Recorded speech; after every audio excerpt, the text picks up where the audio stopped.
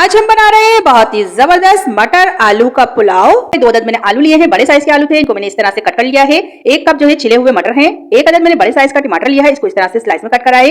1 दरमियानी size की प्याज थी, इसको भी मैंने बारीक कट कर लिया है। नमक लिया है 1 टेबल स्पून, गरम मसाला ½ टी स्पून, लहसुन और अदरक का पेस्ट लिया है मैंने 1 टी स्पून। हरी मिर्च लिए मैंने 4 से 5 अदद, इसको बीच में से कट कर लिया है। थोड़ा सा जो है मैंने पुदीना लिया है, ऑयल गरम करने रख दिया था, ये ½ कप ऑयल है। इसमें मैं सबसे पहले जो है प्याज ऐड कर रही हूँ और प्याज को जो है हमें लाइट ब्राउन करना है। देखिए गाइस, हमारी प्याज जो है लाइट ब्राउन हो गई है, बस हमें इतनी ही इसको ब्राउन करनी है, ज्यादा नहीं करनी है। अब हम इसमें सबसे पहले मटर और आलू को डाल देंगे और इसको मिलाने के बाद हम इसमें लहसुन और अदरक का पेस्ट भी डाल देंगे ताकि ये जो है अच्छे से भुन जाए।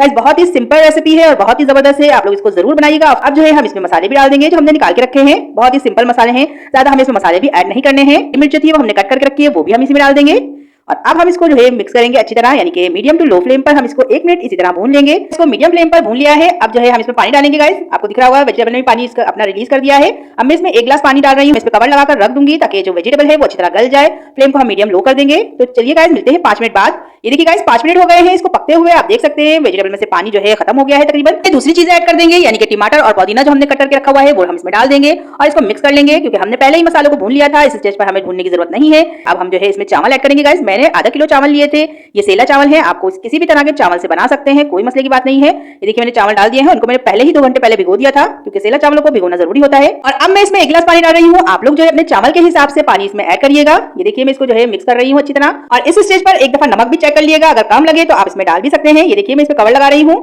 तकरीबन 2 मिनट के लिए, ताकि इसमें बॉयल आ जाए। ये देखिए गाइस, तकरीबन 3 मिनट हो गए हैं और अब इसमें बॉयल आने लग गए थे अच्छे से। एक दफा और हम इसको चारों तरफ से मिक्स करेंगे ताकि चावल जो है कहीं से लग नहीं जाए, बैठ नहीं जाए। देखिए मैं दोबारा इस पे कवर लगा रही हूँ तकरीबन 3 मिनट के लिए, और ताकि ये जो पानी है खुश्क हो जाए। ये देखिए गाइस, 3 मिनट और हो चुके हैं इसको पकते हुए। आप देख सकते हैं कि तकरीबन पानी इसमें से खत्म हो गया है, बस थोड़ा सा पानी है। अब हम इसको जो है एक दफा और अच्छी तरह मिक्स करेंगे और दोबारा मैं 15 मिनट के लिए रख रही हूँ इसको। ये देखिए गाइस, 15 मिनट हो गए थे चावलों को पकते हुए। आप देख सकते हैं बिल्कुल हमारे मटर पुलाव तैयार है। तो मैं आपको दिखाती हूँ इसका फाइनल लुक डिश आउट करके। ये देखिए गाइस, माशाल्लाह से हमारे मटर पुलाव का फाइनल लुक कितना जबरदस्त लग रहा है।